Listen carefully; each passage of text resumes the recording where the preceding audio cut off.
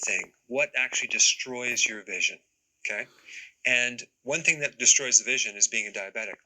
When you're diabetic, there's four main tissues that are affected. One is the kidney, one is the heart, one is the nervous system, and then the eyes. So there's a condition in diabetes called diabetic retinopathy, which is damage to the retina. Also, there's a higher risk of getting glaucoma when you're diabetic, which is interocular pressure. So the inside of the eye has a lot of pressure, and that pressure causes a blockage on the little hole where the fluid should drain. So we don't get the drainage, and it backs up, and then the pressure destroys the nervous system. It's the number one cause of blindness.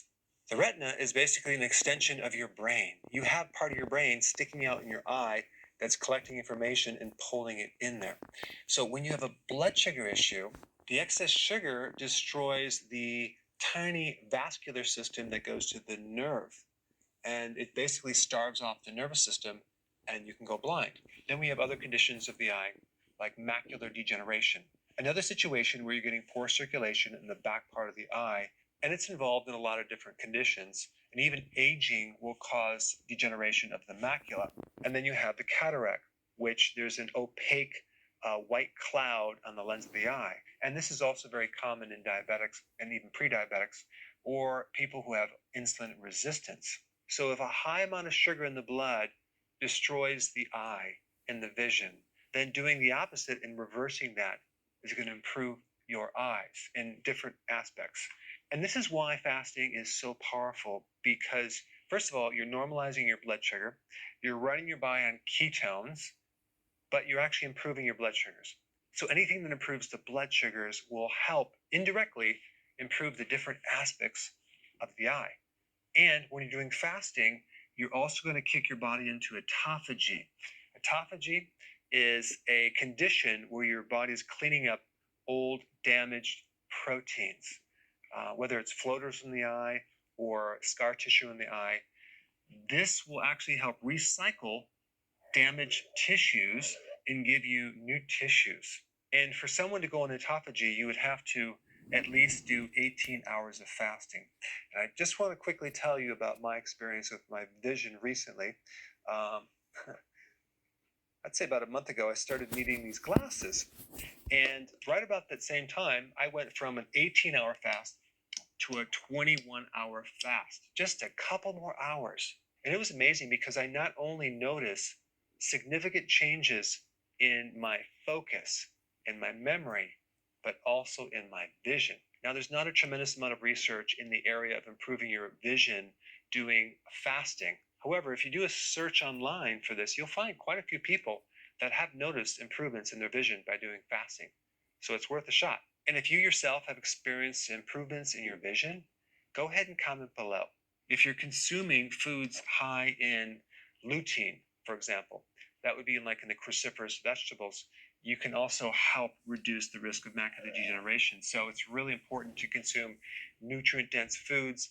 The phytonutrients also protect against the oxidation damage from the high sugar. Now, I do want to mention one last thing that I almost forgot about. I'm going to create a little space here to tell you about it. If you start doing fasting, okay, and you feel that your vision is getting worse, that all that means is that you're not adapted to ketosis yet. That's all that means, because it does take some time. Because when you get into this, the goal is to burn the fat, right? And go away from burning your sugar. So we want to make this transition. In the process, it could take some time if you have insulin resistance. So it could take a week, 2 weeks, 3 weeks, 4 weeks. If you're doing sort of keto or partial keto and you're not fully adapted, you may not see improvements in your vision because your blood sugars might still be up and down. One of the big symptoms of blurriness or loss of vision is hypoglycemia, low blood sugar. And the way to solve that is to switch over and start burning fat as fuel. And that way you don't have to be dependent on the ups and downs of the blood sugars anymore because you're tapping on the fat fuel. But to do this, you have to do ketosis consistently, and you want to start fasting because both the combination of fasting and low carb is what will help your vision. When I was in my 20s, I had bloodshot eyes, and underneath my eyelids, they were all bloodshot. They were dry. I had a lot of problems with my eyes. Little did I know that was blood sugars. I didn't know about keto back then, but I do know now that having a blood sugar problem will definitely dry your eyes out, make you dehydrated, make the eyes very, very sensitive, almost like there's sand in the eyes. And I had a lot of issues with my vision. But coming full circle, it's amazing how my eyes are so much better than they were when I'm in my 20s. I'm 30 right now. No, I'm just kidding. I'm actually almost 55. So my eyes are much, much better simply because of the keto and intermittent fasting. All right. Thanks.